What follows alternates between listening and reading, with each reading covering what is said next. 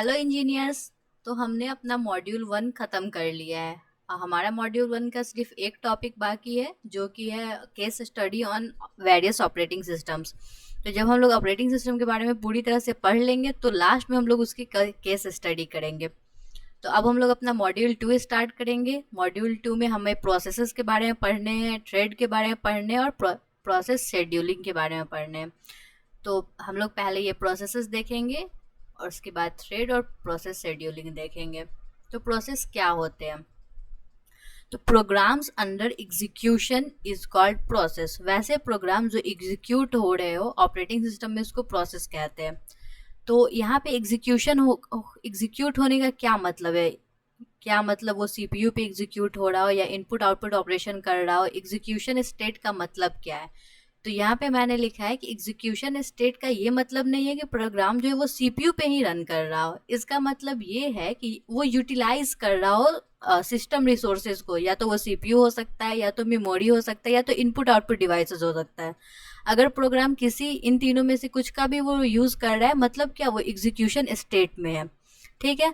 तो फिर प्रोग्राम क्या होता है? तो प्रोग्राम ऑपरेटिंग सिस्टम के कॉन्टेक्स्ट में अगर हम लोग देखें तो प्रोग्राम जो होता है अंडर एग्जीक्यूशन फाइल होता है। ठीक है। अगर कोई फाइल है, हम लोग उसको एग्जीक्यूट करा रहे हैं, तो हम लोग अगर हम आप लोगों ने कोड लिखा होगा सी में या सी प्लस प्लस में, तो उसमें आप लोगों ने देखा, जब हम लोग कंपाइल करते हैं तो एक डॉट ई एक्स ई फाइल बन जाता है। ठीक है। हमने अगर फाइल सेव किया है array dot C P P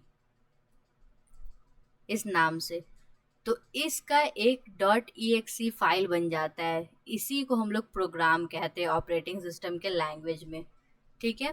उसके बाद हमारा आता है कि प्रोसेस। तो प्रोसेस जो होता है प्रोग्राम का एक इंस्टेंस होता है। इंस्टेंस मतलब क्या, कि एक स्पेसिफिक टाइम पे जो प्रोग्राम होता है उसी को प्रोसेस कहते हैं। ये सीपीयू यूटिलाइजेशन का यूनिट भी होता है। ठीक है। प्रोसेस एक एक्टिव एंटिटी है और locus of control of operating system. इसका मतलब क्या हुआ?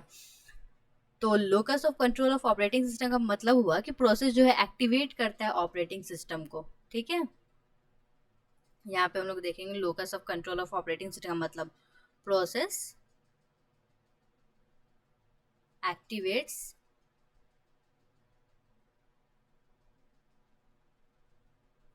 Operating system. और ये शेड्यूलेबल यूनिट है। मतलब क्या, इसको हम लोग शेड्यूल कर सकते हैं, किस प्रोसेस को कब हम लोग को एग्जीक्यूट करना है, ये हम लोग शेड्यूल कर सकते हैं। ठीक है। उसके बाद हम लोग का आता है एट्रीब्यूट्स ऑफ प्रोसेस। प्रोसेस के कौन कौन से एट्रीब्यूट्स होते हैं? तो प्रोसेस के ये टोटल 7 एट्रीब्यूट्स होते हैं। सबसे पहले हमारा process ID, process state, program counter, priority, list of open files, list of closed files, नहीं, list of open devices, protection information. ठीक है। और कॉन्टेक्स्ट ऑफ प्रोसेस जो होता है वो पीसीबी, प्रोग्राम कंट्रोल ब्लॉक में स्टोर होता है। ठीक है। प्रोग्राम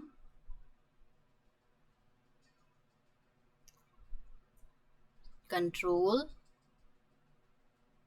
ब्लॉक कहते हैं इसको। और ये प्रोग्राम कंट्रोल ब्लॉक जो होता है वो मेन मेमोरी में होता है।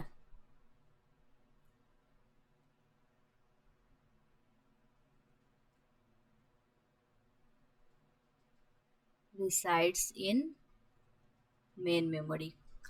तो प्रोसेस का जो कॉन्टेक्स्ट होते हैं वो सब हमारे पीसीबी, प्रोग्राम कंट्रोल ब्लॉक में होते हैं। और प्रोग्राम कंट्रोल ब्लॉक जो होता है वो हमारा मेन मेमोरी में होता है। उसके बाद अब हम लोग इन सारे एट्रीब्यूट को देखेंगे कि ये क्या क्या होते हैं। तो हम लोग स्टार्ट करते हैं प्रोसेस आईडी से। तो प्रोसेस आईडी क्या होते हैं? प्रोसेस आईडी जो होता है एक यूनिक आइडेंटिफिकेशन नंबर जो कि किसी प्रोसेस को असाइन किया जाता है जब प्रोसेस क्रिएट हो रहा हो। ठीक है। इसको हम लोग प्रोसेस आईडी कहते हैं। जैसे कि हमारा कोई प्रोसेस अभी क्रिएट हो रहा है तो उसका हम लोग P1 प्रोसेस क्रिएट हो रहा है तो उसका हम लोग कुछ आईडी रख देंगे। जैसे कि उसका आईडी हो गया 35।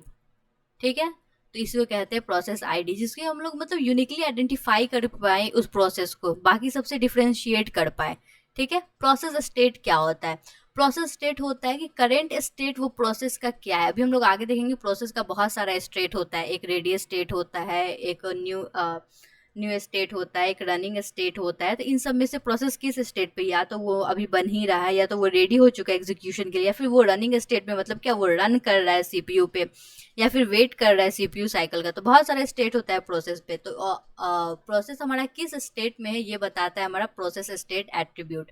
उसके बाद आता है हमारा प्रोग्राम काउंटर। प्रोग्राम काउंटर जो बेसिकली क्या करता है, तो वो अगला जो प्रोसेस एग्जीक्यूट होगा उसका वो एड्रेस अपने पास स्टोर रखता है। ठीक है, अगला कौन सा प्रोसेस एग्जीक्यूट होगा ये हमारा प्रोग्राम काउंटर अपने अंदर स्टोर रखता है, कंटेन करता है उस बात को। उसके बाद आता है हमारा प्रायोरिटी। प्रायोरिटी क्या है, एक पैरामीटर है। पैरामीटर मतलब क्या है, जिसके बेसिस पे हम लोग कुछ डिसाइड करते हैं। तो प्रायोरिटी के मतलब होता है कि इसके बेसिस पे हम लोग डिसाइड करेंगे कि कौन सा प्रोसेस कब एग्जीक्यूट होगा। और प्रायोरिटी प्रोसेस जब बनते रहता है उस समय उसको दिया जाता है इस एट्रीब्यूट को, इस पैरामीटर को। ठीक है, उसके बाद है हमारा लिस्ट ऑफ ओपन फाइल्स। तो लिस्ट ऑफ ओपन फाइल्स में होता है कि हम लोग जो अभी प्रोग्राम एग्जीक्यूट कर रहे हैं तो हम लोग कितने फाइल्स को ओपन किए हैं, और इसको मेंटेन रखता है लिस्ट ऑफ ओपन फाइल्स। उसके बाद है लिस्ट ऑफ ओपन डिवाइसेस। तो जितने डिवाइस हम लोग यूज कर रहे हैं या फिर जितने डिवाइस ओपन है इन सब का लिस्ट मेंटेन रखता है कौन, लिस्ट ऑफ ओपन डिवाइसेस। ठीक है, उसके बाद है हमारा प्रोटेक्शन इन्फॉर्मेशन। तो कोई प्रोसेस हमारा रन कर रहा है, कोई प्रोग्राम हमारा एग्जीक्यूट हो रहा है, तो उसमें हम लोग को अगर ऑपरेटिंग सिस्टम उसको कुछ प्रोटेक्शन प्रोवाइड किया है तो उसको मेंटेन रखता है प्रोटेक्शन इन्फॉर्मेशन स्टेट।